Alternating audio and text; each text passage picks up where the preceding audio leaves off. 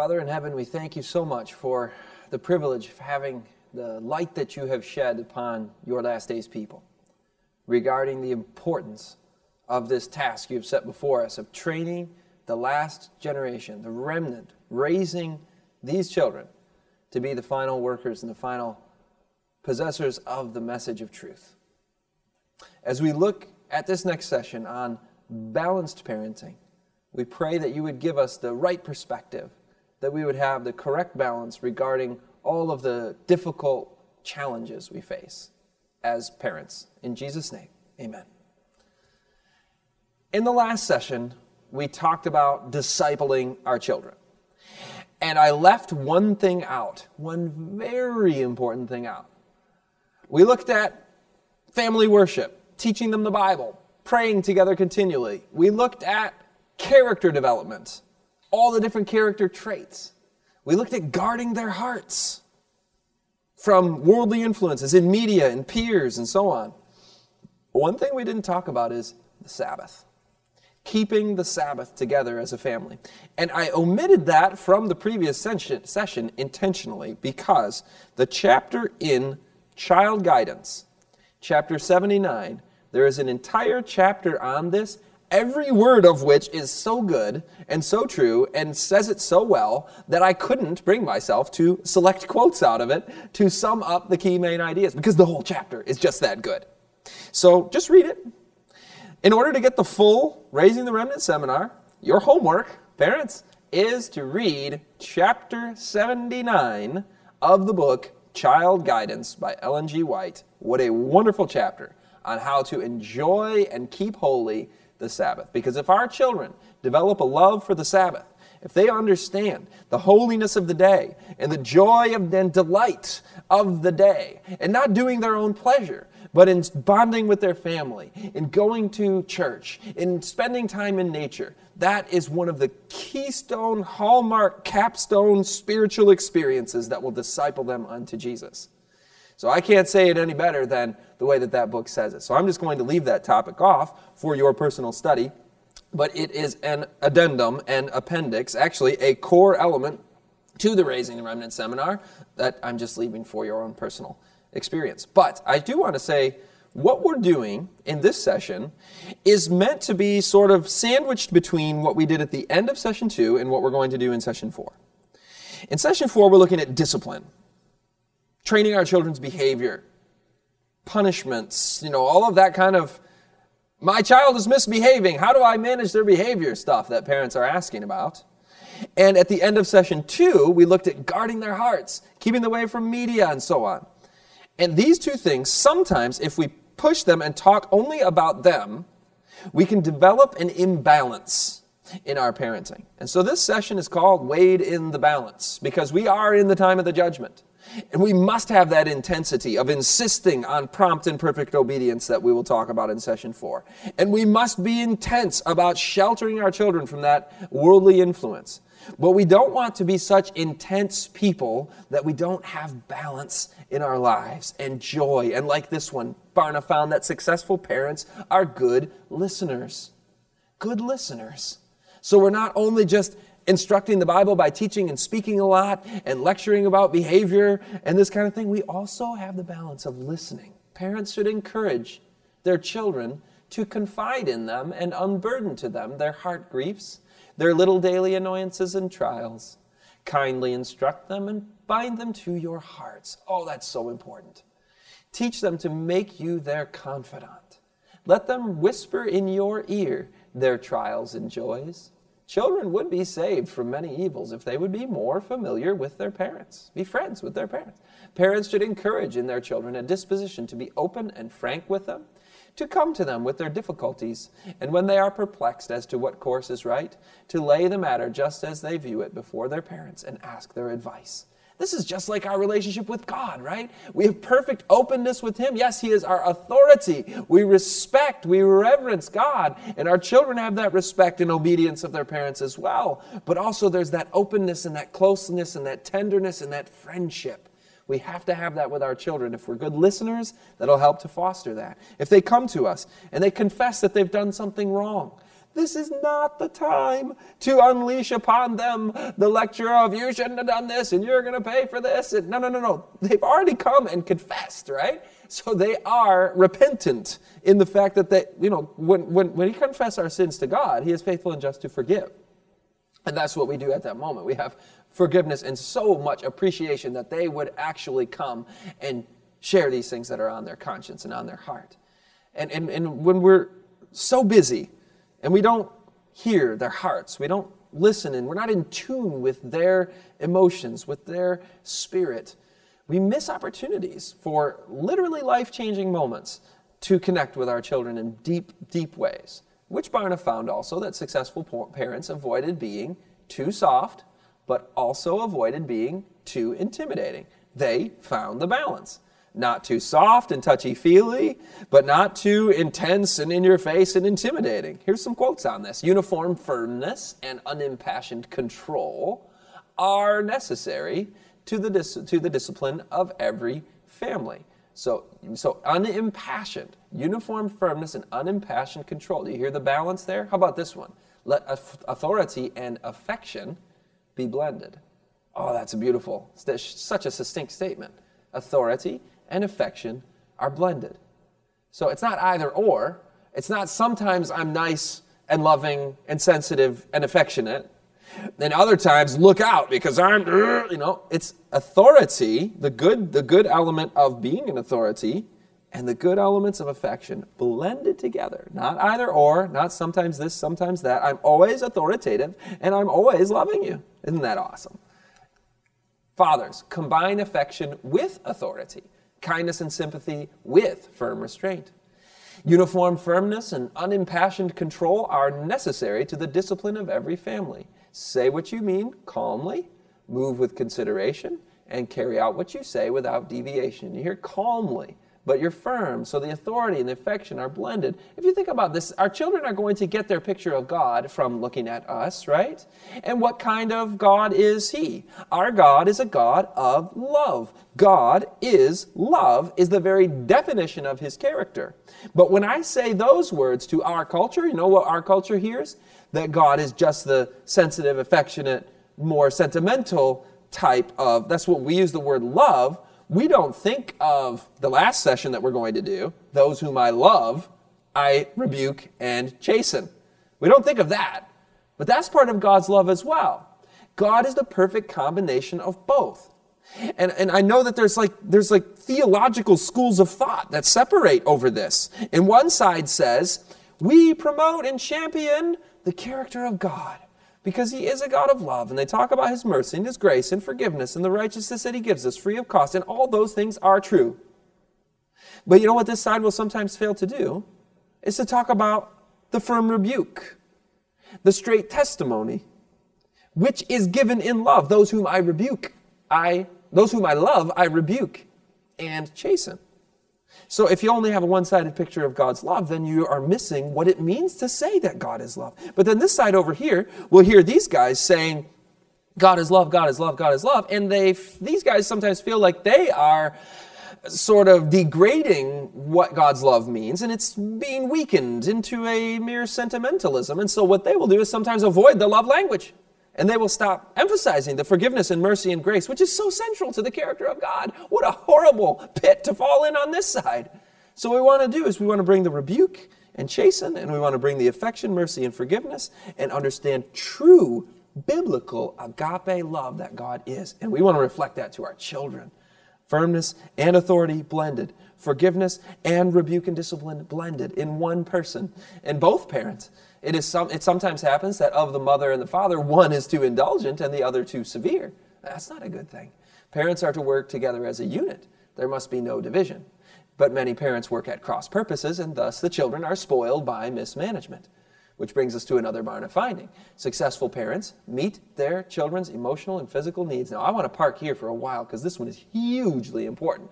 I'll tell you something. If our children's needs are met, we talked earlier about if they haven't eaten enough, or they haven't slept enough, or they've eaten too much, or irregular meals, sugar, all of this, that can have a big bearing upon their behavior.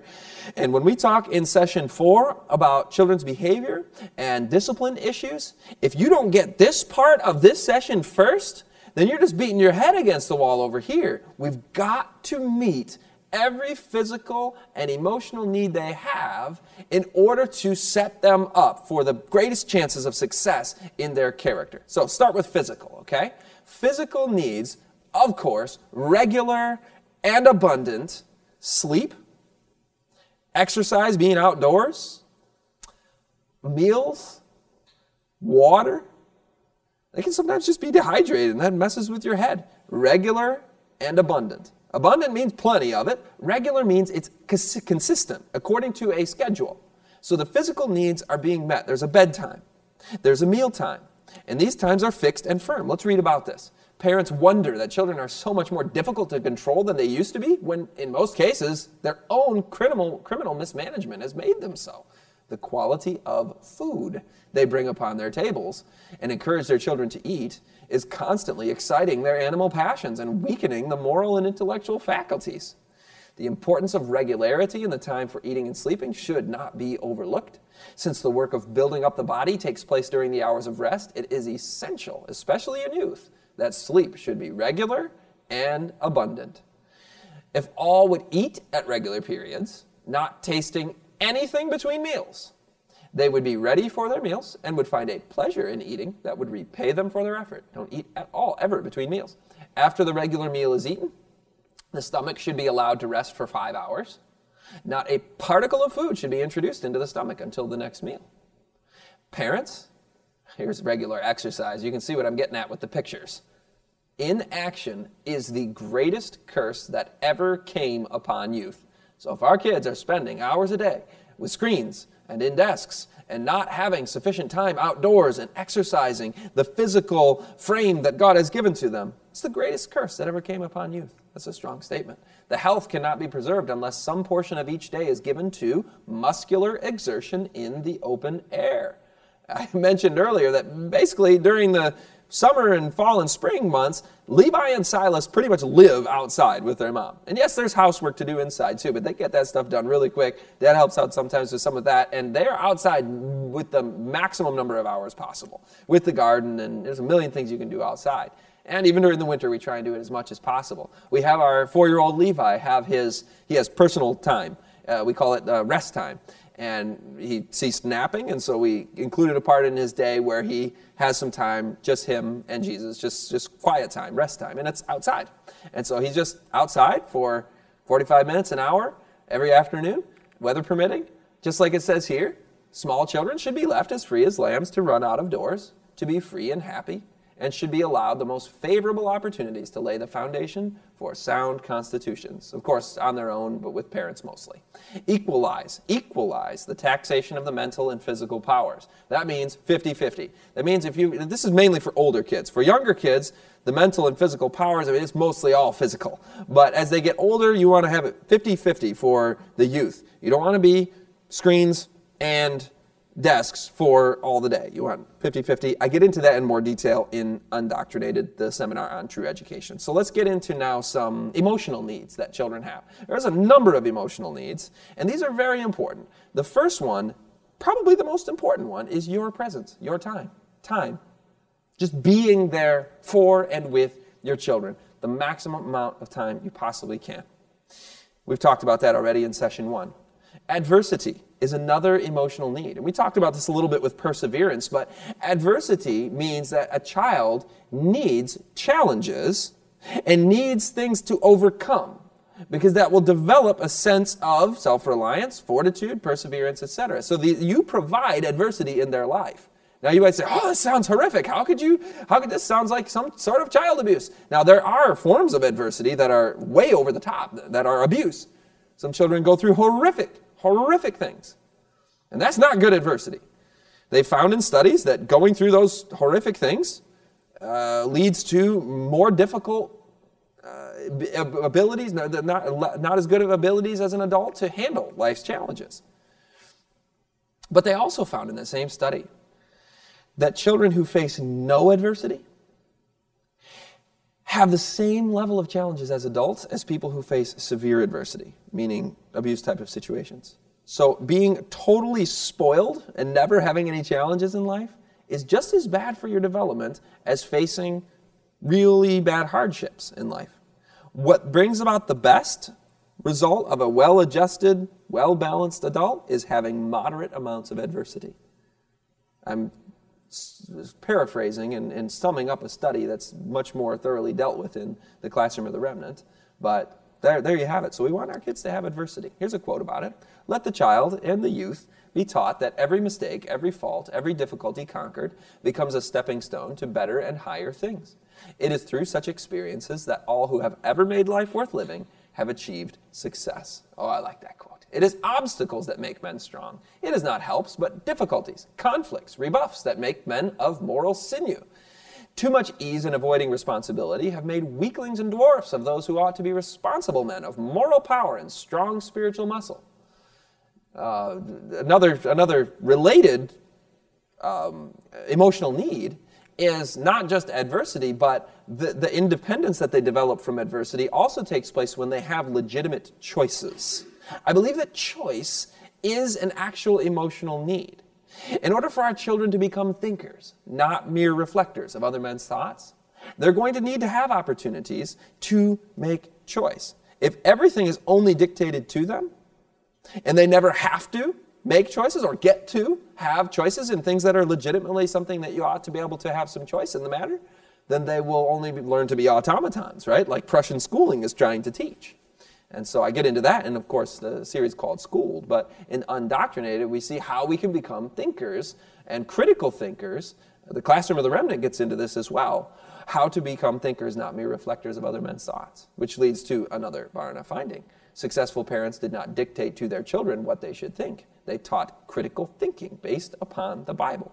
So the children were taught to base their decisions, their beliefs, their worldview upon the Word of God and come to those thoughts and decisions for themselves. Now, if we don't allow decision making, this is the kind of home that you could run the risk of having. There are many families of children who appear to be well trained while under the training discipline. But when the system which has held them to set rules is broken up, this isn't to say we shouldn't have rules. We're going to get the balance here, but these children seem to be incapable of thinking, acting, or deciding for themselves. These children have been so long under what kind of rule? Iron rule. Not allowed to think and act for themselves in those things in which it was highly proper that they should. That they have now no confidence in themselves to move out upon their own judgment, having an opinion of their own. And when they go out from their parents to act for themselves, they are easily led by others' judgment in the wrong direction. There are many who believe without a reason on which to base their faith, without sufficient evidence as to the truth of the matter. If an idea is presented that harmonizes with their own preconceived notions, they are all ready to accept it. They do not reason from cause to effect. Their faith has no genuine foundation. And in the time of trial, they will find that they have built upon the sand. So we need to let them learn to draw lessons and discern truth for themselves. And that's what it means for them to have choice, to develop that critical thinking capacity. Another emotional need, though, would be structure. They need to have order and structure in their lives. It's not all free for all, choose whatever, do what thou wilt. No. There needs to be structure, there needs to be a routine, there needs to be order and a schedule. And that's how children feel safe, as we saw earlier, feel secure because they know what to expect. In fact, we learned this with our son Levi. He would get very anxious about certain things if he didn't know what was going to happen next. And we learned when he was 2, we would just explain to him, Levi, we're going to do this, then this, okay? And then we're going to go there, and this is what's going to happen. And as soon as he felt like there was some structure built into this and mom and dad are in control, he could relax, which is just a much better feeling. But if we're haphazard and we don't have schedules and routines and structure, haphazard work in the home will not pass the review in the judgment. And that's a serious thing. So how do we avoid haphazard parenting? One of the best and most important ways to do that is to start out by, as far as possible, it is well to consider what is to be accomplished through the day. And then make a memorandum of the different duties that await your attention and set apart a certain time for the doing of each duty. This is just common sense, right? Make a to-do list, have a schedule. I have found it tremendously helpful to have an outline for the day where you just kind of have a standard way that your day goes. and you have different slots there where you can get things done. And then you make your to-do list here, and you say, we're going to insert that here, and we're going to insert that here, and then that's about all we're going to get done, right? Because you have expectations. We have meal times here. We want to make sure to have worship prioritized here. And so here's what you can start your schedule with. In every family, there should be a fixed time for morning and evening worship, as I just mentioned. But when in the morning and evening? You're thinking through your outline. Okay, how is my daily routine going to go? Where should I put morning and evening worship? Morning, evening. What does that mean? At an early hour of the evening. Oh, that's helpful. When we can pray unhurriedly and understandingly. We should present our supplications and raise our voices in happy, grateful praise, so we're not tired. In the morning, the Christian's first thoughts should be upon God. So there's some helpful tips on how to do that. So build your morning routine. Ours is something like this. Our children wake up. First thing we want to do is get them hydrated, because you've gone all night not drinking. So that's going to help. H2O, first thing in the morning. And having time with Jesus together there as a family. First thoughts upon God. That's where family worship is. While you drink, or right after you drink, and then breakfast right away. Because kids, they got to drink, they got to eat. This is important, or it starts to make their life more difficult. And so we have breakfast right after family worship. We clean up, and then they go to personal devotions. And then the morning starts. And the whole morning can be filled with any sorts of things here. And then make sure to be giving them proper hydration throughout the morning as well, which then precedes lunch. We always drink before we eat. So water and then lunch. I'm just kind of giving, this is not like from heaven, right? This is just what we've figured out. That's our morning routine. Our afternoon goes something like this. After lunch, Levi has his rest time. Silas has his nap. Levi's rest time is not as long as Silas's nap, but then there's some one-on-one time, Levi and Dad. Mom gets some things done then. And then there's also family time in the evening after getting some other things done, where we want to make sure to have some sort of thing where we're doing together. Maybe it's work. So sometimes it's recreation. Sometimes go for a walk, go to the park, do something fun. Usually when we do some service-oriented thing, we'll put that in the morning. We'll make a whole day excursion out of it. But that pretty much fills the day. Then you're at my two boys eat a little bit for supper, light supper, and then that's followed by bath time, get ready for bed, evening worship, etc., and all of that, and then bed. So when you build your day and you have that routine and that intentionality, it just makes everybody relax a little bit. If you do it right, you don't want to be like so intense about like, hey, it's 2:21 and we're not supposed to be, you don't want to go over the top with that. But meal times, you do want to be pretty strict with the when you're eating, and when you don't want that an hour here, an hour there. There's a statement I believe is coming up. It's better to have the mealtime 5 minutes early than 5 minutes late. And so, there's some variation there, but we don't want that just sky's the limit. But in regards to the schedule, having a proper balanced perspective on it and having one, just having that routine is helpful, because then the kids have structure and they know what to expect. But it's not so rigorous that it's like a straitjacket and they don't know how to live outside of it either. So we sometimes have days where we don't follow that because we're going somewhere and doing something different. But another emotional need is fun. Bring all the pleasure possible into your exercises as teacher and educator of your children. All the pleasure possible. Kids need fun. If parents would gather the children close to them and manifest an interest in all their efforts and even in their sports, their little games, sometimes even being a child among children, they would make the children very happy and would gain their love and win their confidence. And the children would sooner respect the love and authority of their parents and teachers. Your children love companionship. This is an emotional need of theirs as well, companionship. They can seldom enjoy themselves alone. They yearn for, here's some more emotional needs, sympathy and tenderness. That which they enjoy, they think will please mother also, and it is natural for them to go to her with their little joys and sorrows. The mother should not wound their sensitive hearts by treating with indifference matters that, though trifling to her, are of great importance to them. Her sympathy and approval are precious. Her approving glance, a word of encouragement or commendation will be like sunshine in their hearts, often making the whole day happy. I love that quotation. It can be like sunshine in their hearts. Their faces light up. That connection, what we just read, the companionship, the sympathy, the tenderness. These things you just pour into your children's hearts absolutely liberally and abundantly, and it will fill their emotional needs up. So we won't have to talk about as much of what we're going to talk about in session 4. Another emotional need, another emotional need is affirmation and commendation. To commend them, to affirm of them. God said to Jesus, his son, "You are my beloved son in whom I am well pleased." And we all need to hear that from our parents. And if you didn't hear that, by the way, enough as a kid, and you feel you were beaten down, and you have all these insecurities and low self-worth, which many of us do, and we may not even be aware of it, go to God and hear that from him so that he can pour into you his affirmation, and then you can pour it into your children. Listen to this. Children need appreciation, sympathy, and encouragement. But care should be taken not to foster in them a love of praise. Oh, that's important. Commend your children whenever you can. So, whenever you can, when there's something to commend, you're not just praising them.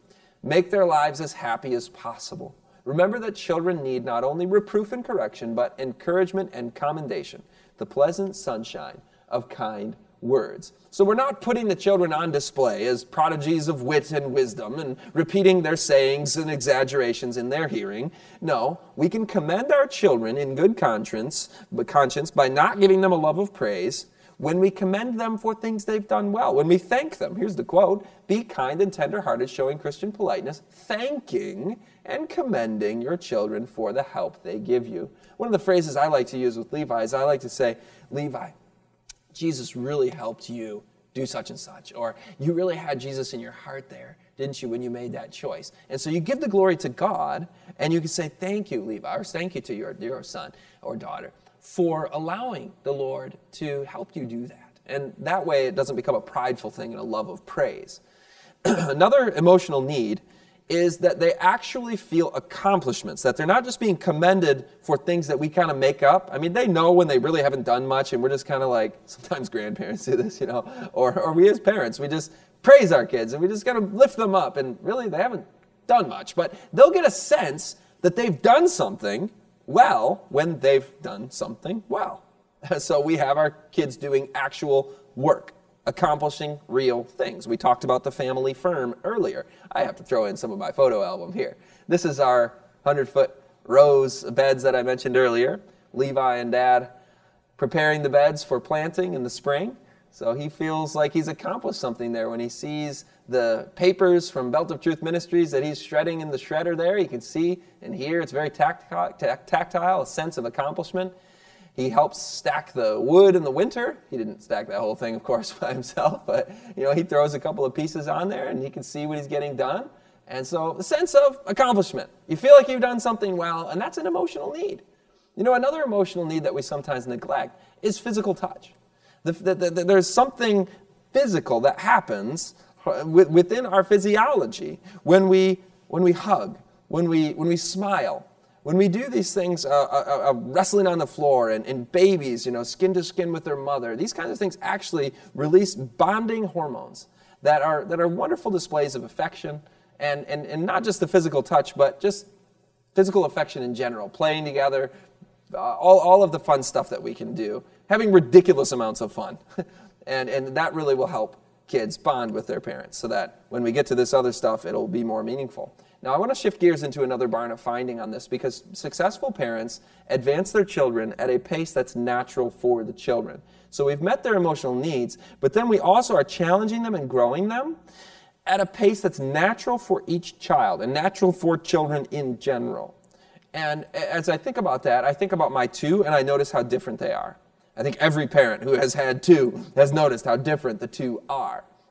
And Levi, as a boy, usually boys, girls sometimes talk a lot more and a lot sooner than boys. Well, Levi started talking like crazy, and he's just a big, big talker. He's very, very verbal, hence the gospel presentations and all those stories, right? That's just part of how God wired him.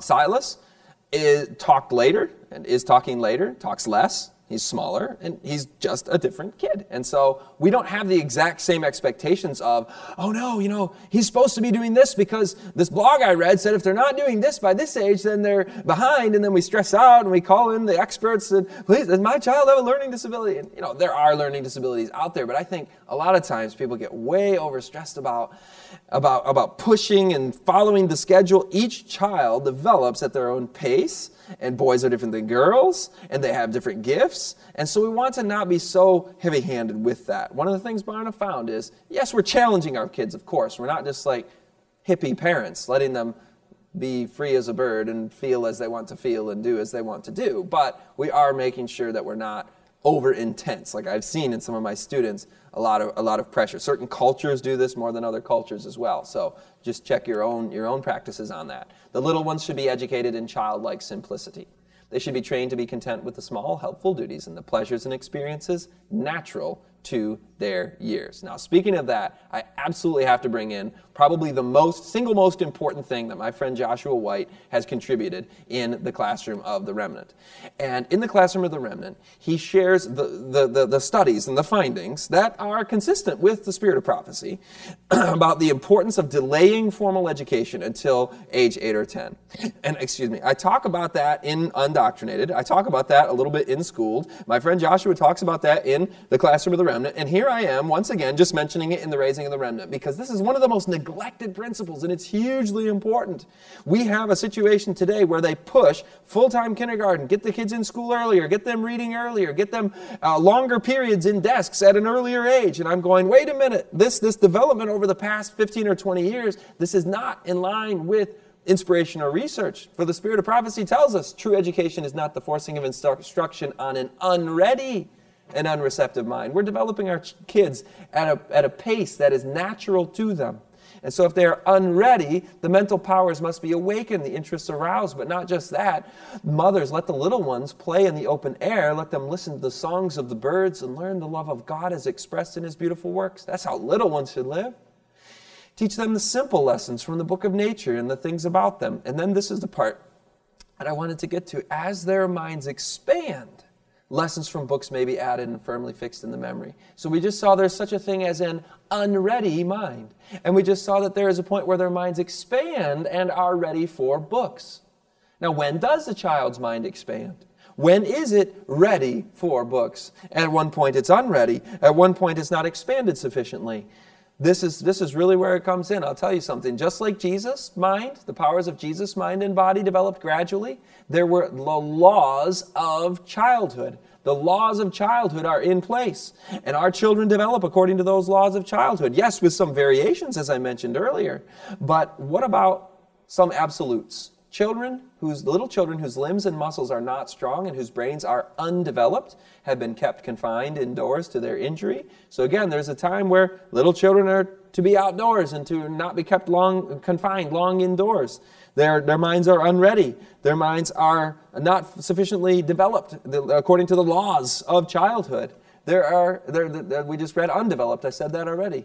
So here's some actual firm fixed year statements. During the first 6 or 7 years of a child's life, special attention should be given to its physical training rather than the intellect. So for the first 6 or 7 years, rather than the intellect, schoolwork, reading, academic learning, at least the first 6 or 7 years, rather than the intellect, we're focusing on other things. Talking about delayed formal education right now. Let's look at some more quotes. Too much importance cannot be placed on the early training of children. The lessons that the child learns during the first 7 years of life have more to do with forming his character than all that it learns in future years. So there's a period of time, for 6 or 7 years at least, we're going to see some more numbers in a second, where they're developing physically and they're developing their characters rather than the intellect. Now it's going to get really serious. Parents should be the only teachers of their children until they have reached 8 or 10 years of age. I paraphrase this all the time. There's the quote. The only schoolroom for children from 8 to 10 years of age should be in the open air amid the opening flowers and nature's beautiful scenery. Isn't that amazing? Now that's serious given what the latest research is. And I'm not going to try and reproduce and repeat it all because my friend Joshua White does such a good job at it, and he does a way better job than I can. But basically, let me just give you the skinny on it, okay? You got 2 hemispheres in your brain, right? Left hemisphere, right hemisphere. This is intellectual, linear, logical thinking, academic, book learning, mathematics, etc. All of this schoolwork type of stuff, left hemisphere. Right hemisphere, the artistic, the aesthetic, the spiritual. Now, this area of the brain develops in girls until 7 or 8, in boys until a year or 2 after that. After the right hemisphere is developed, the left starts.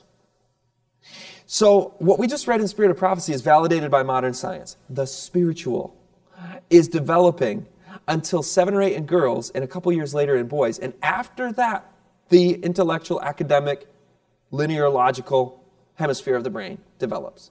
So what happens when we urge the intellectual during the period of time when this one is developing?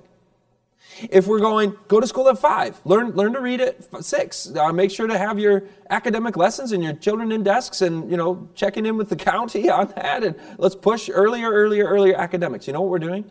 We're doing this stuff when this area of the brain is developing, and so this spiritual development doesn't take place as it ought to, because you're rerouting over here when this is the area that needs the focus.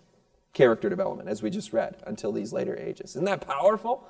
And here we are going just following the world's model, and we just put our kids in school as early as the world does. When we have this counsel that says wait till 8 or 10, we should have trusted it. We didn't need the science. We should just trust the inspiration. Many children have been ruined. This really matters. Many children have been ruined for life by urging the intellectual and neglecting to strengthen the physical powers.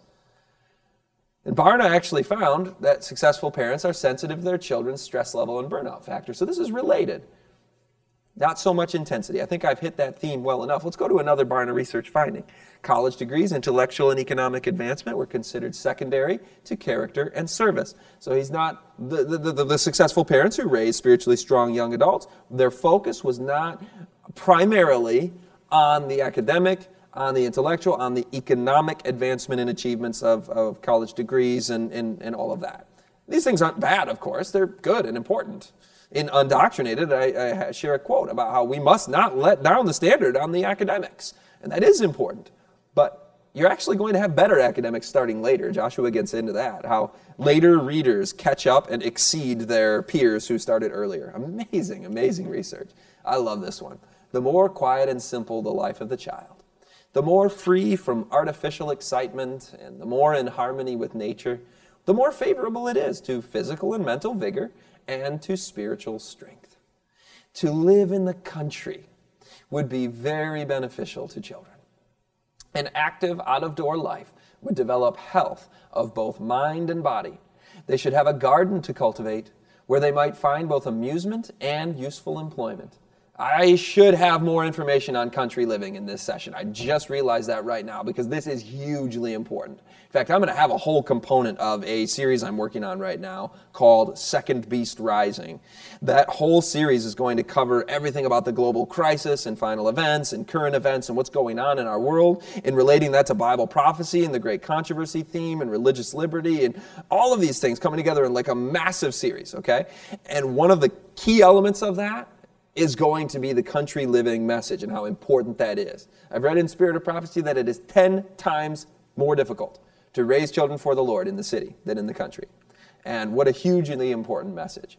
We've got the gardening, we've got agriculture that I talk about in Undoctrinated. So just a plug for Second Beast Rising. It's coming, or maybe when you're viewing this video, it's already out, and that's not through Belt of Truth Ministries. I'm doing 2 ministries simultaneously right now, Belt of Truth Ministries and 11thHourDispatch.com. So you can look into that to learn more about country living. I apologize that there's not more of that in the Raising the Remnant seminar. There really ought to be, because my family really felt convicted to move into the country, to live that way that the Lord has called us to live, which the patriarchs lived, and He has called His people to live through the millennia. And it's really going to be a major, major blessing to them. So here we go with a statement that some parents give much time and attention to amusing their children. But children should be trained to amuse themselves, to exercise their own ingenuity and skill. Thus, they will be content with very simple pleasures. So here's some examples. I told you there's Levi with the chef's hat and baking some banana bread there on the tray, and Levi and Silas doing their construction, as Levi likes to call it there, with their trucks in the sand. And when you live in the country, you don't need a sand box. You just got giant sand piles and all kinds. Nature has way more cool toys than indoors in the suburbs. So we just love living out in the country. And we didn't grow up in the country. We didn't naturally love it. It doesn't come naturally to us. Our bias and bent is toward the city. When we first moved out into the country, we were stressing over how often we might be able to get back into town. And now we don't hardly ever want to go to town because we love it out there. And it's just a blessing to be in the midst of nature. Now, there's a whole book, by the way, called Country Living. If you don't have that, you need to get that and read through that. Ellen G. White, Country Living. And it will, you will not walk away from that book thinking there's any other place to raise children other than in the country. Let the mother find time to cultivate in herself and her children a love for the beautiful things of nature. We've had to do that. You have to cultivate a love for it. And next to the Bible, nature is to be our great lesson book. To the little child, not yet capable of learning from the printed page or of being introduced to the routine of the schoolroom, nature presents an unfailing source of instruction and delight. Silas especially, our 2-year-old, he absolutely loves getting outside. If we leave the door open, he will go out there on his own. He'll just be out there randomly running around the yard, chasing the kittens and so on. And the kids just could be outside literally all day. When we call him to come inside, it says, I don't want to go outside kind of thing. And really, this isn't that radical. This isn't abnormal. This is very human. This is very normal throughout human history. Concentrating in large crowded cities or the artificial, suburban life, this is not the way that human beings have lived for thousands of years. This is not how God designed us to live. God put Adam in a garden, right? That's his ideal. And in the last session, we're going to talk about the topic that parents all want to talk about. And I'm saving it for the last session on purpose. Because if we don't do all of this first, then when we talk about discipline, we're putting the cart before the horse. Have we met our children's emotional needs? Have we gotten them outside? Have we met their physical needs of plenty of water at regular times, eating their meals at regular times, quality nutrition, not giving them the junk and the meat and the sugars, getting them enough sleep? Have we met all of those needs? Have we done everything that we've heard in this session about connecting with them, being their companion, giving them sympathy and tenderness, and all of these emotional needs, your time? If we do all of these things, we will find the need for session 4 will be decreased significantly. And that's all I'll say about that right now. I'll save the rest for session 4. Let's close in prayer. Father in heaven, we thank you so much for the blessing and joy of children. And I pray that you'd give us wisdom to make changes where we need to make changes, to prioritize and rebalance how it is that we do life with our kids and with our homes and with our work. Help us, Father, to hear your voice and to train our children to be the final message, to bear the final message of warning and hope to this dying world. Lord, I know that we need to be living in the country not just for the blessing of our children, but also for the difficult times that are coming upon us. And I pray that you'd inspire folks to read chapter 79 in child guidance about Sabbath keeping, and also read the Country Living book so that we can seek your will in regard to where we live and how we live with our children. In Jesus' name, amen.